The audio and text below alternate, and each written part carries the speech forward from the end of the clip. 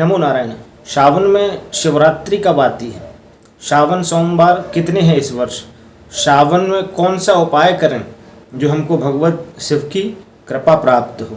इस विषय पर चर्चा करेंगे। चैनल पर नए हो तो चैनल को सब्सक्राइब करें और इस वीडियो को अधिक से अधिक शेयर करें। सज्जनों, श्रावण मास विशेष पूर्ण रूप से महादेव का है। इस मास में महादेव की जैसी आराधना बन सके, जितने भाव से श्रद्धा से बन सके, वो विशेष रूप से करनी चाहिए। कहीं कोई विशेषण लगा करके करने की विशेष आवश्यकता नहीं है। विशेषण लगाने में आप सीमित हो जाएंगे। सीमित भाव से भगवान की पूजन ही करनी चाहिए, बिल्कुल खुले मन से। हमारे पास जो वस्तु है, भगवान करुणा के सागर माने गए हैं। हमारे पास जो वस्तु है, महादेव आप पर समर्पित है। इस भाव से हमको ये पूजा करनी चाहिए।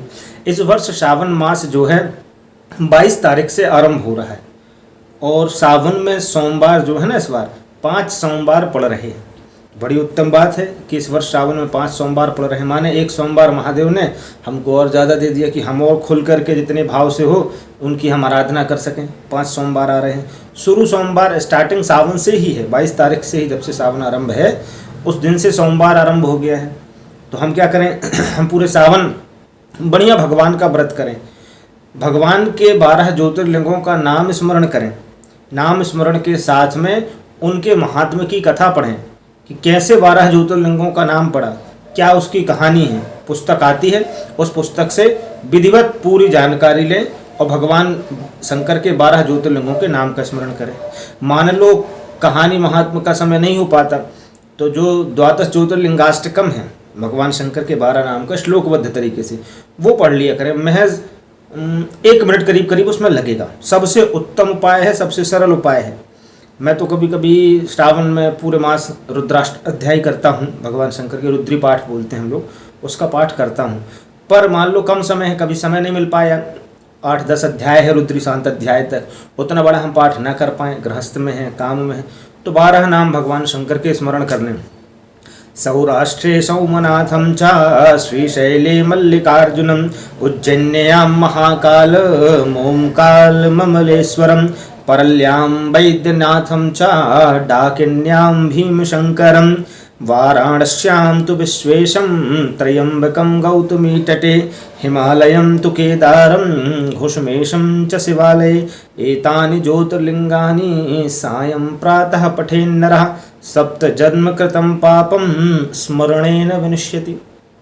सौराष्ट्र में सोमनाथ, मल्लिकार्जुन, श्रीशैल दक्षिण में, उज्जैन्यां महाकाल, उज्जैन में महाकाल, ममलेश्वर ओमकाल नर्मदा किनारे, झारखंड वैद्यनाथ, भीमशंकर, वाराणसी में विश्वेशम, त्र्यंबकेश्वर में भगवान शंकर, नासिक, हिमालय में भगवान केदारनाथ और घुष्मेशम च शिवालय। ये 12 नाम ये कागज़ में नोट कर लें कि ऐसे ऐसे हमको 12 नाम भगवान शंकर के स्मरण करना सबसे उत्तम उपाय है।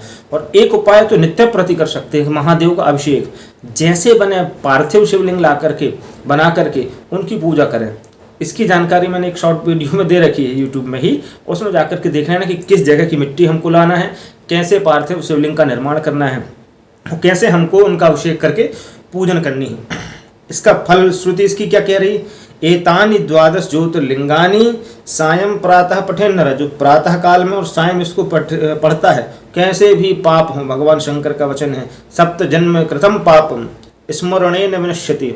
जब आप पढ़ेंगे ना 12 ज्योतिर्लिंगों का रहस्य कि कैसे सौराष्ट्र में चंद्र को श्राप लगा था क्षीण होने का, उसने सोमनाथ की स्थापना की, महादेव की पूजन की, नाम सोमनाथ पड़ा। तो हर एक ज्योतिर्लिंग में विशेषण है। कहाँ जाकर के भगवान रामेश्वर में राम जी ने स्थापना की, गंगा जल का अभिषेक कराया, नियम बन गया, पवित्र हो जाता है जो व्यक्ति वहाँ गंगा जल ले जाकर के रामेश्वर में चढ़ा देता है। तो हर ज्योतिर्लिंग की अपनी एक विशेषता है, महत्वता है। घुष्मेशम तु शिवालय, घुष्मेश्वर का पता करें तो कैसे घुष्मा नाम की जो सुदेहा की बहन थी, उसकी भगवान ने रक्षा की, उसके बच्चे को तालाब से मरा हुआ निकाला। ये सब ज्योतिर्लिंग का मैं ये बताना चाह रहा हूँ, अपने ज्योतिर्लिंग का एक इतिहास है, उसको पढ़ें। रही बात उपाय की, तो सबसे बढ़िया तो है द्वादश ज्योतिर्लिंगाष्टकम, 12 नाम भगवान के पूरे सावन पढ़ें और जैसा बने पार्थिव शिवलिंग का नित्य अभिषेक करें दूध और जल मिला करके। यही भगवान का सावन में सबसे सरल उपाय है। कहीं विशेषण लगाना है, जैसे लक्ष्मी प्राप्ति सबसे ज़्यादा आजकल चलन में आ गई है, तो लक्ष्मी प्राप्ति के लिए ईख रस से, माने गन्ना के रस से भगवान का अभिषेक होता है, उससे कर सकते हैं। रोग मुक्ति के लिए मधु माने शहद से भगवान शंकर का अभिषेक कर सकते हैं। ये सब अलग अलग विशेषण हैं, पर दूध और जल मिला करके संपूर्ण रोगों से शांति, संपूर्ण ग्रहों की शांति भगवान शंकर देते हैं। इतना सा सावन में हमको नियम करना है। यही साधारण उपाय हैं और यही भगवान के साधारण रहस्य हैं। ज़्यादा गहराई में हमको जाने की आवश्यकता नहीं। जब प्रयास करेंगे उनको समझने का, तो जिन खोजा तिन पाइयाँ, फिर ऑटोमेटिक हम किसी के उसकी आवश्यकता नहीं पड़ेगी, हम उस गहराई में पहुंच जाएंगे। बात अच्छी लगती है तो चैनल को सब्सक्राइब करें, उस वीडियो को अधिक से अधिक शेयर करें। सज्जनों, नमो नारायण, हर हर महादेव।